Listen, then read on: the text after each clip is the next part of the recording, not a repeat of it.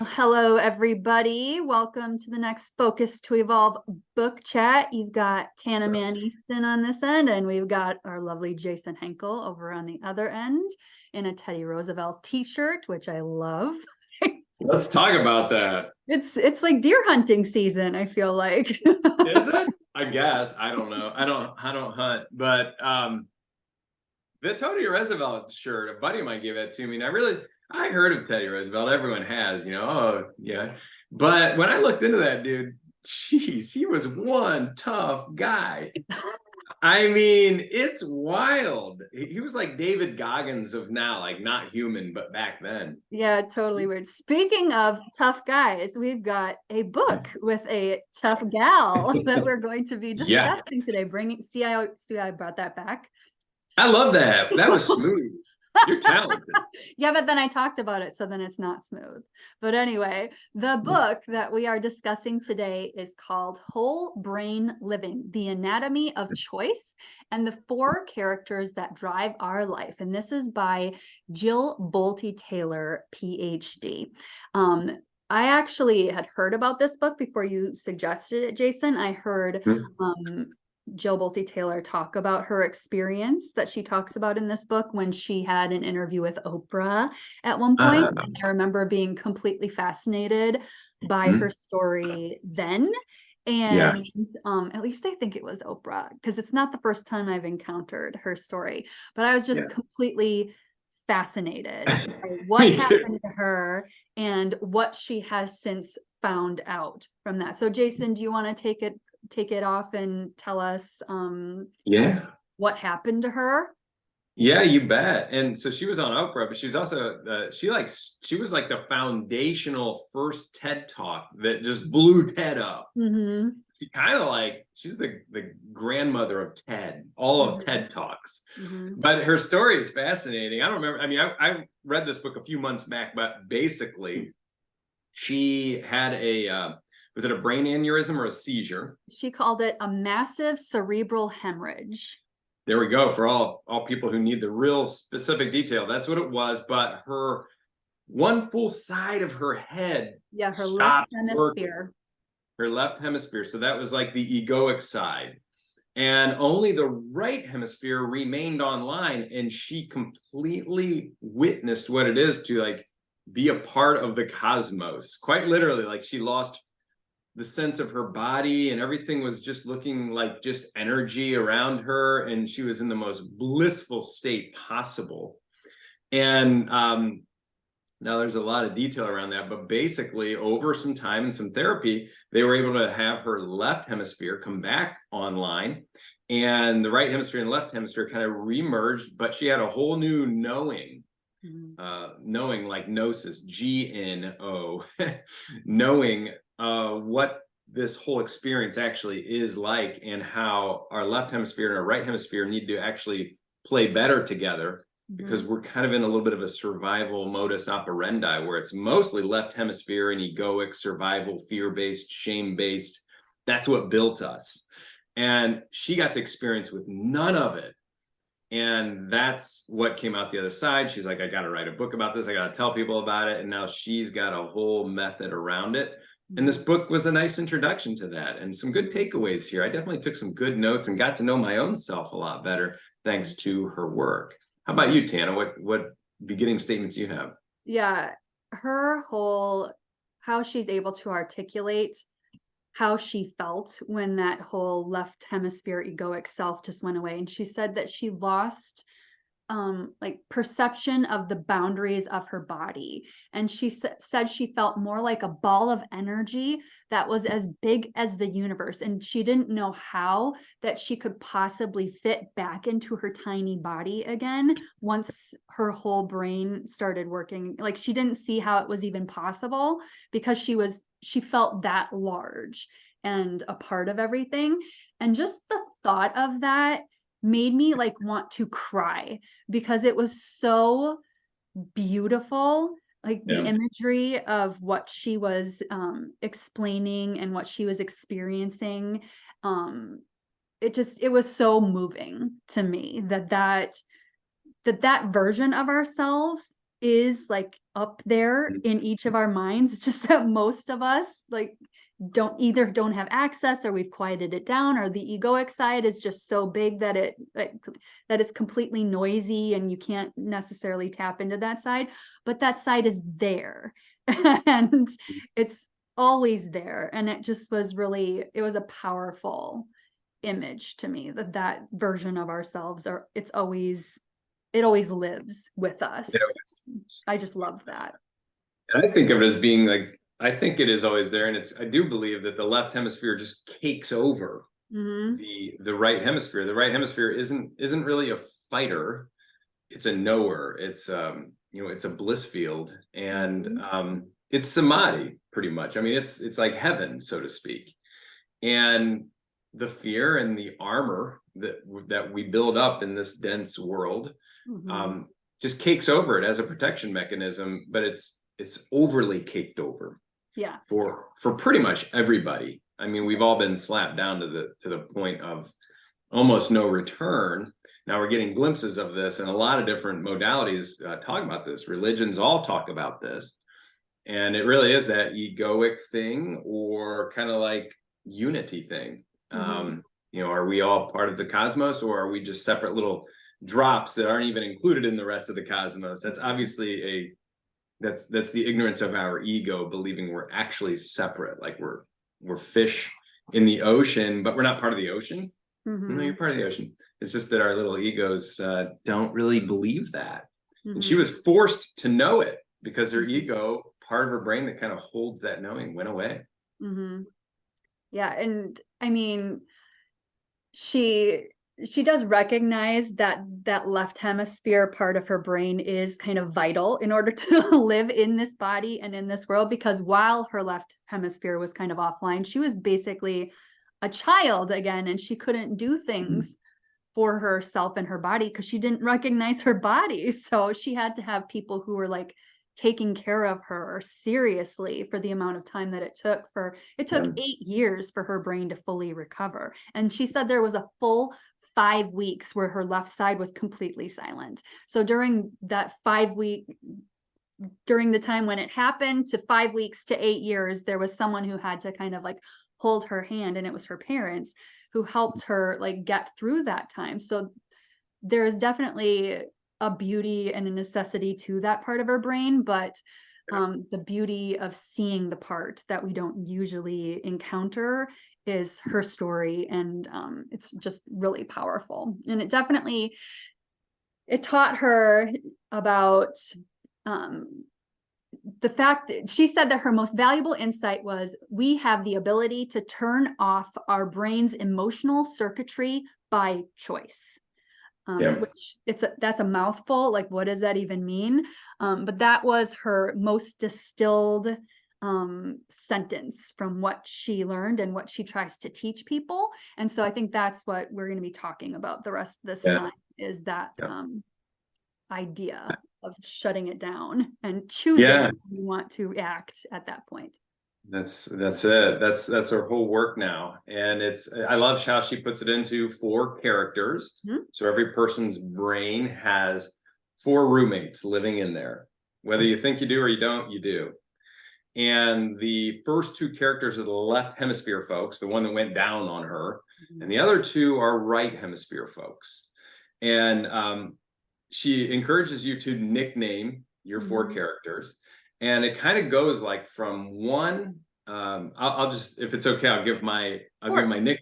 And it kind of gives, it gives really good essence. I named archetypes to each, I nicknamed them, but the descriptors basically, so the first character that lives in all of our heads, I've named mine Dozer, because he's just a bully. He just thinks he knows everything, and he thinks he knows it immediately. And anyone who dares to disagree with Dozer is an absolute effing moron. That's Dozer. So we all can kind of recognize the archetype of that in us. Some people the have left thinking brain. Character 1, she calls the left thinking brain.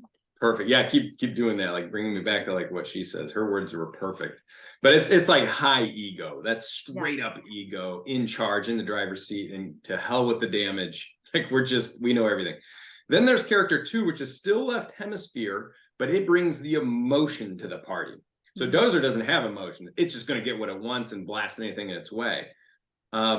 The character 2, what she called character 2 formally? Left emotional brain. Okay. Yeah, so it brings the emotion to the party. So this is like the it's like the 5-year-old being caught in your body. Like you're an adult, but you're just emotions just totally running the show. This is one where I have named my character 2 Trigger, because it's you being triggered. It's emotion in the driver's seat. So you can see where people with 1 and 2, mostly dominant, you're going to have kind of a gritty lot. You're not going to get along with a whole lot. It's going to feel tough for you all the time because you believe you're in control. You believe you know everything. And then when character 2 comes on, well, then you're emotional about it. And now you're a real train wreck. And so thank God her right hemisphere didn't go down, because imagine she probably would just blown everything in her life up. And I think that does happen with some people. So that was character 2. Now that's left side. Now right side hemisphere are characters 3 and 4. So, you know, we're kind of easing up. We're going from particle up to wave. We're going from brain to heart. You know, just giving some ideas and some feelers here. I've named my character 3 Hedon for hedonism, because character 3 is just pleasure above all. Like, yes, love, more. It's just amazing. But you're not paying attention to the damage it's doing by just going into that beautiful wave state. So it's not a very responsible, and it's very childlike. It's just, yeah, I want more candy. I want more candy. So that was number 3. It's just a pleasure seeker. And what she formally call character number 3? Right emotional brain. Oh, so it's the right emotional brain versus the left emotional brain. Good. Okay. So then the last of these characters is character 4. And I've named my character 4 So. Like, so. Kind of like the old, you remember the old samurai movies where the old wise man up in the mountain would just be like, so. So that's kind of what it feels like to me, because this is the all-knowing truth version of you. This is the one that gave her all of the ease, because she knows the entire cosmos is exactly what it's supposed to be. It just is. We really are being swum. We think we're swimming, but actually when you really look, like where you were born, who your parents were, who your parents' parents were, what happened in the United States of America that we're so lucky to be born with this huge silver spoon in our mouths. You didn't do any of it. You're just like on the edge of some of the molecules on the crust of the wave that you're surfing. But our egos think it was all us. We did it. I worked hard and here I am.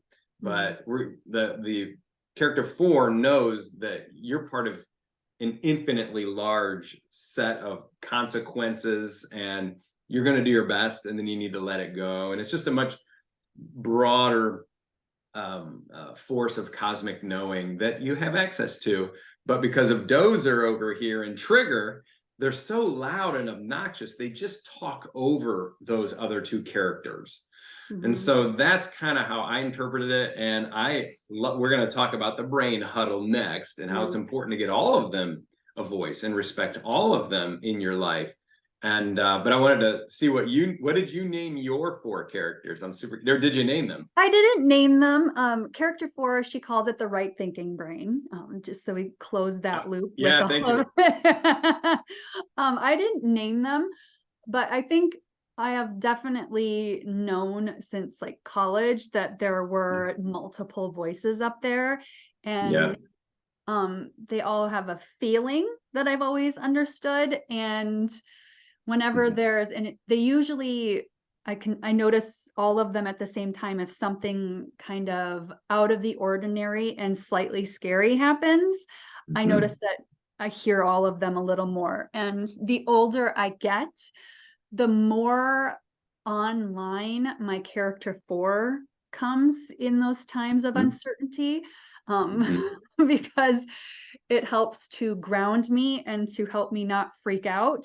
And I see her kind of like patting the other 3 on the head and being like, you are important in this. You are keeping us alive. You are keeping us happy. Like, it's constantly patting and saying, you are worthy, but right now I need you to just be a little more calm. We've got this. So character 4 keeps, as I get older, getting bigger and bigger and constantly just petting the other 3 when they're particularly loud and freaked out. I love that. That is such great imagery. That's exactly what it is. It's almost like character 4 is it's the grandmother spirit. It's like she's been there, done it 65 times. Little character 1 and 2 are just like, die. And she's like, oh, I know, it feels like that. And by the way, you've kept us alive in certain scenarios, so you're so important. But please, just go take your popcorn and go watch a movie for now, because I need to handle this one. So Which is kind of what the brain huddle is about, that we're going to be discussing next. Yeah, let's jump into that. And I'm also reminded of Untethered Soul. I think Michael Singer is the author of that. He talks about having roommates, how there's roommates in your mind, and you need to just be the observer of those roommates and thank them all, because they all developed for a reason. They all developed out of what you interpreted as trauma growing up. Like, it was life and death, and a new character had to sprout up and protect you. Problem is, they just keep going as though they think they're still needed to that degree. Each of them thinks that they are in the driver's seat. Whereas when you pop up to that character 4 and you get to just kind of be at meta level with all of them, and we pull the right one out of the closet when it's needed, or have the whole town hall meeting. So this brain huddle, she calls it. She does a technique where she says, okay, we need you to gather all your 4 characters in a room, and she has 5 steps, and she calls it the brain technique. So it's BRAIN. Each of those letters stand for one of the things you do. So when you're triggered or when something's tough, you do this brain huddle. And B, the first one, is you pretty much level set. Take a breath. B. Like, brain. Okay. Ooh, okay. Calm down. We're gonna let all of our 4 characters have a say here. And then number 2 is the R, is recognize. So basically, can I just interject on the B for a second? Yeah. She likes to tell us to do the breathing at least for 90 seconds, because in 90 seconds, the chemicals that flood into our system when we're freaked out, it takes about 90 seconds for those to kind of dull and for your brain to come back online. So if you can get through 90 seconds of breathing, you can usually have a clearer mind. And 90 seconds is nothing. So I like the 90 seconds thing, because it's such a small amount that like when you're freaked out, it feels like it happens forever, but really the chemical part of it's just 90 seconds for most of us. So, and it feels like that feels doable. Like I can get through terror or whatever emotion for 90 seconds.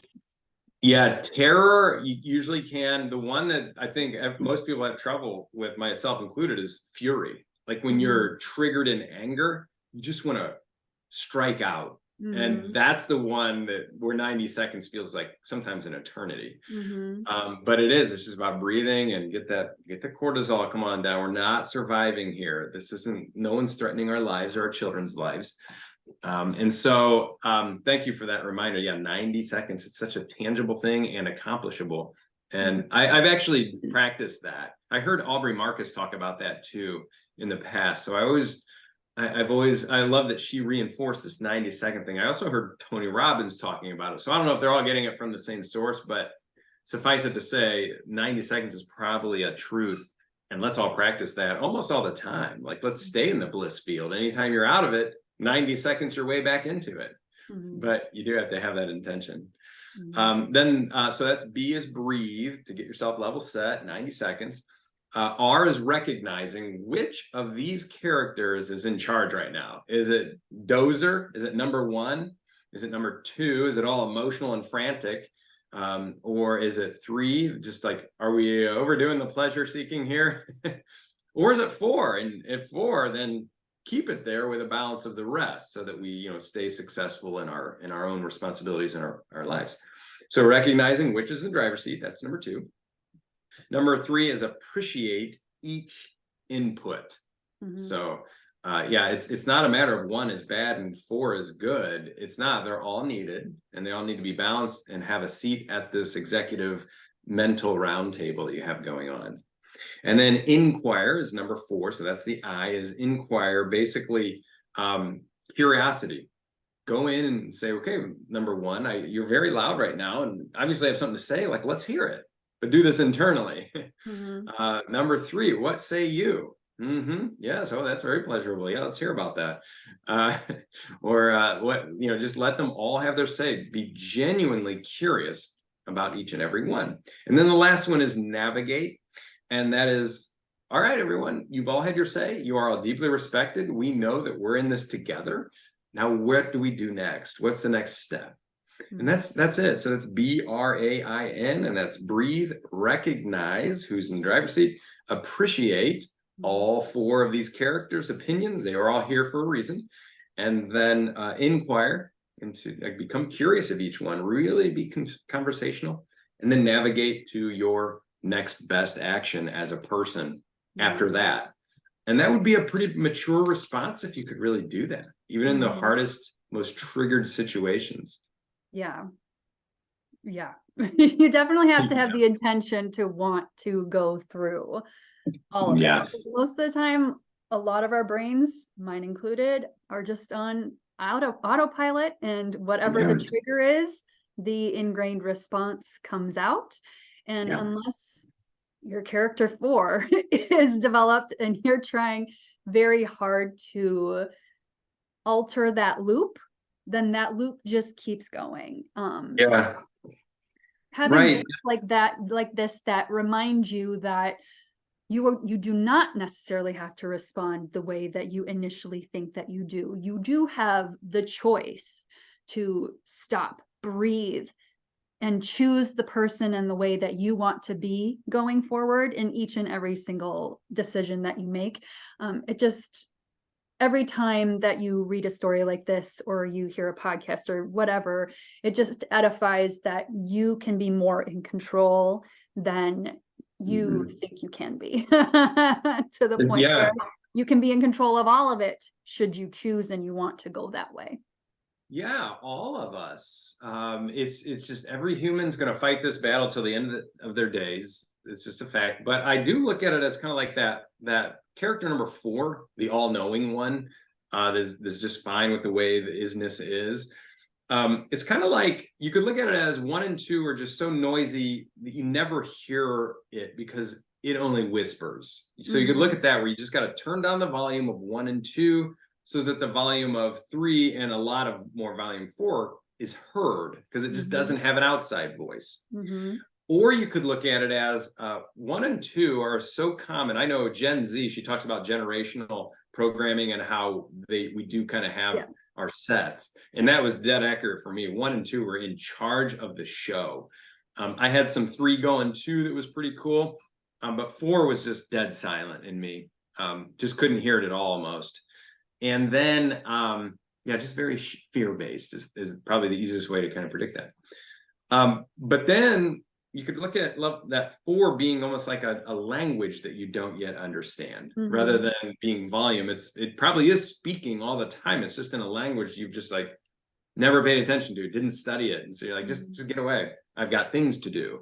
I'm afraid. I need to make more money. I need more security.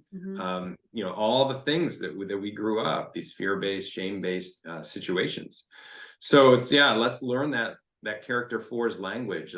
Let's turn down the volume of the others so we can hear the magical whispers of 4 while still keeping all 4 in play in mature ways. Like, this was just a beautiful hybrid of neuroanatomy plus spirituality, which is definitely like you and my sweet spot, I think. Truths grounded in biology. I think both of us are really attracted to that. So if you are like us, dear listeners, this might be a book that you would want to pick up, because it's really beautiful. I thought it was really beautiful, and I'm really glad that we took the time to read it. It made my life better. So her story makes my life better. It really does. Yeah, it was fascinating. There's one more thing that I thought was really enlightening for me. So anytime you have a conversation with yourself, if you're arguing about something, that's 4 people basically kind of having at it in your brain. That's why it feels a little bit yucky when you don't have clarity yet, because they're arguing. But when you're talking with someone else, one other person, that's actually 8 characters in the room, because they have their 4 characters and you have your 4 characters. And imagine when it's a group of 7 people, you've got a whole lot of characters in that room. So just having that awareness makes you think, wow, yeah, we just got to breathe through this. And this is going to take some maturity for everyone involved. I thought that was a really powerful point in her book as well. Yeah. So give yourself some grace, people. If you're dealing with yourself or with multiple people, the fact that you can get anywhere with communication is a miracle. It is. There's so many voices in everybody's heads. Yeah. But do you have any final words or? No, as you know, we always like to put a little plug in for our little consulting and training company here. But really, as it relates to this book, I kind of thought of the whole time I was listening to it, I was like, wow, Focus to Evolve. We really do help people to set up platforms and modalities and settings and functionalities that help to turn down the volume of 1 and 2 so that the volume of 3 and 4 can be heard more in a more balanced way in your life. So if that sounds like something that resonates with you, please do reach out. We love to help people in those ways. How about you? Perfect. No, that's a great way to wrap this up. Check out the book. Check us out if you want help with getting your life in order so that you can hear your character 4 a little more often. We can probably help you with that. And that's where our hearts are at. So thank you, Jason. And thank you for anybody who listens to this today and in the future. And we will see you next time.